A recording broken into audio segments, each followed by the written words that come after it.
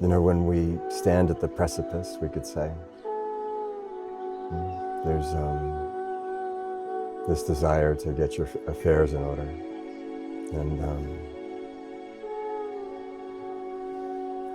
for me, it was always taking mental notes on writing letters to the ones I loved, in particular my children, because it feels like dying, you know. You feel like you might actually die. And this habit of self-improvement,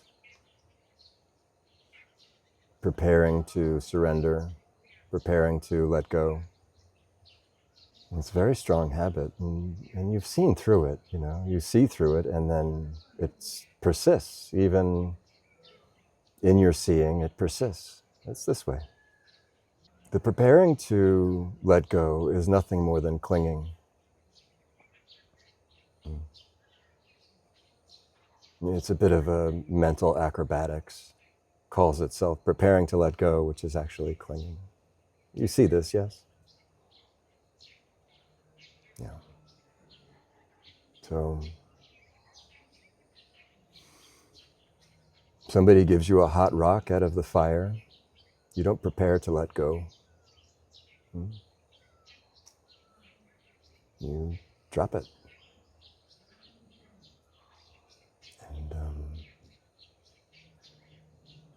And it will get this way. You know? It gets hotter and hotter.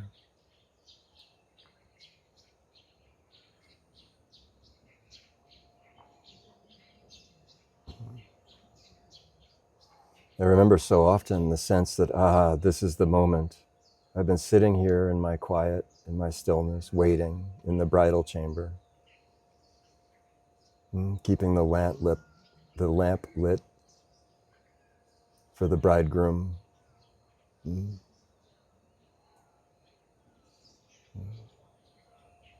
I think I hear him coming, and then I'm like, oh, no.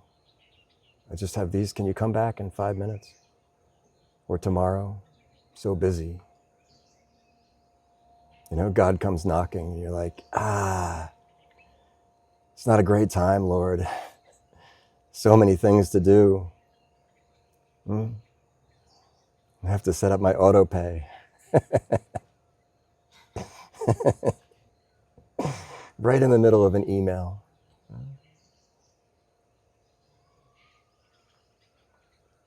It's so tricky, isn't it? I remember some years ago thinking, okay, well, I see it. It'll come when I'm not paying attention. It'll happen when I'm not seeking. It'll happen when I'm not seeking, and it'll happen when I'm not resisting. And it only needs a nanosecond of in-between space for God to come rushing in. Right? This is mercy and grace. I knew it.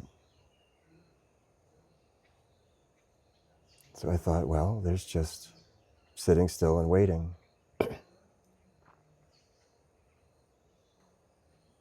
And then I thought, also, in the meantime, let me prove my sincerity to my own self, to God in a way. From that place that I was looking from then, I wanted to prove myself to God.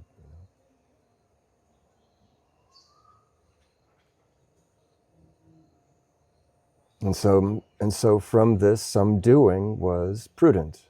And it was, and is.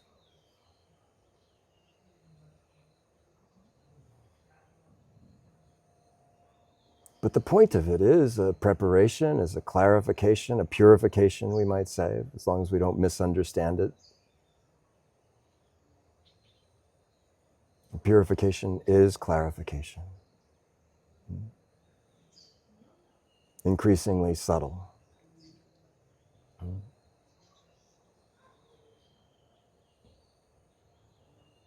But when the moment comes, you either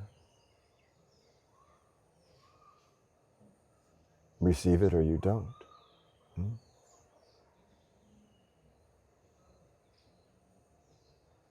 So know all of the preparation is for that moment.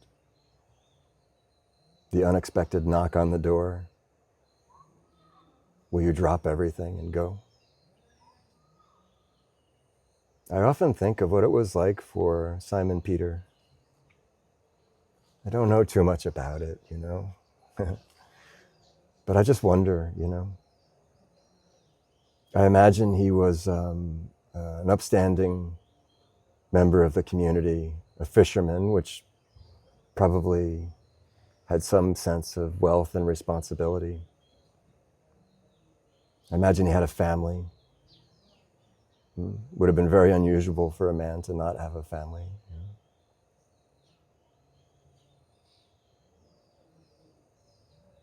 And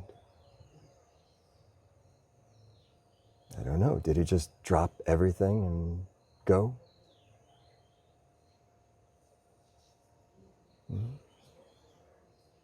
What would you do?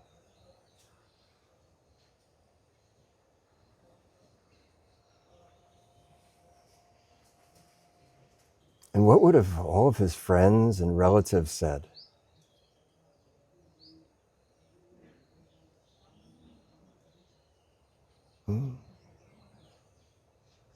Some man named Jesus comes through town and he drops everything and follows him. What would they have said?